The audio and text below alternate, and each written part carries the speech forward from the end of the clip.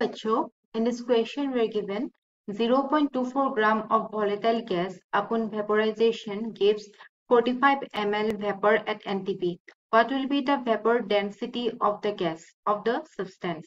यहाँ पे हमें density of H2 दिया गया है जो कि 0.089 ग्राम पर लीटर है और ये चारों ऑप्शन से हमें बोलना है कि कौन सा वाला सही है. ओके, तो अभी यहाँ पे जो की कॉन्सेप्ट यूज होगा इस क्वेश्चन में, यहाँ पे जो की कॉन्सेप्ट यूज होगा वो होगा वेपर डेंसिटी का,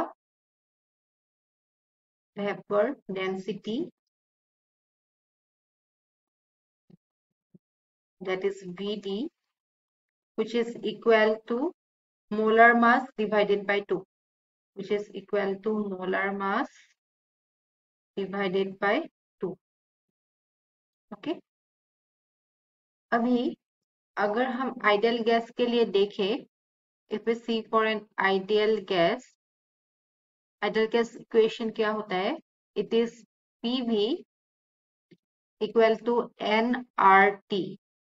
यहाँ पे P प्रेशर है, V वॉल्यूम है, N is the number of moles, R is the gas constant, T is the temperature. Okay, अभी हमें बोला गया है क्वेश्चन में कि एट NTP, राइट? तो NTP में क्या होता है? एट नॉर्मल टेम्परेचर प्रेशर जो हमारा प्रेशर होता है वो होता है 1 एटमोस्फेयर. ओके, और जो हमारा टेम्परेचर होता है वो 273 केल्विन होता है. तो हम ये वैल्यूज इस इक्वेशन में पुट कर सकते हैं, राइट? और ये जो नंबर ऑफ मोल्स है, number of moles that is N, इसे हम लिख सकते हैं given mass by molar mass, M by M. M is the given mass and capital M is the molar mass. Okay, अभी इस इक्वेशन में हम ये सब पुट कर सकते हैं. तो अभी क्या होगा?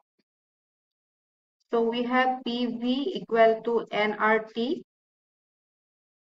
तो अभी वॉल्यूम का वैल्यू हमें दिया गया है, volume is V is 45 ml. हम इसे कन्वर्ट कर लेते हैं इनटू लीटर, तो it will be 45 into 10 to the power minus 3 litre. Okay, तो let us put this in this equation.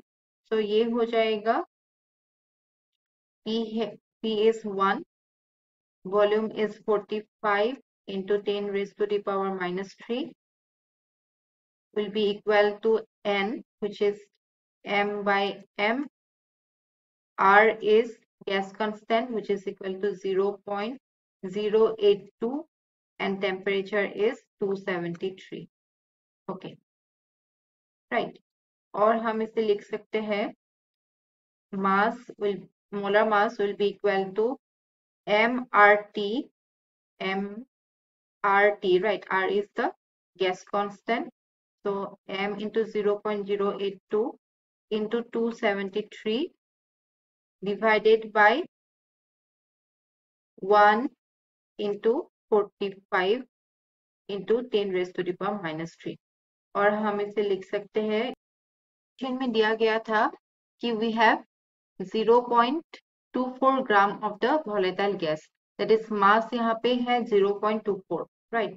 So we can put the value of M, which will be 0.24 into 0.082 into 273 divided by 1 into 45 into 10 raised to the power minus 3.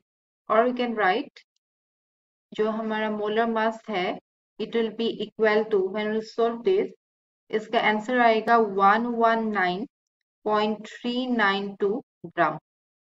अभी हमें find करना है vapour density, that is Vd.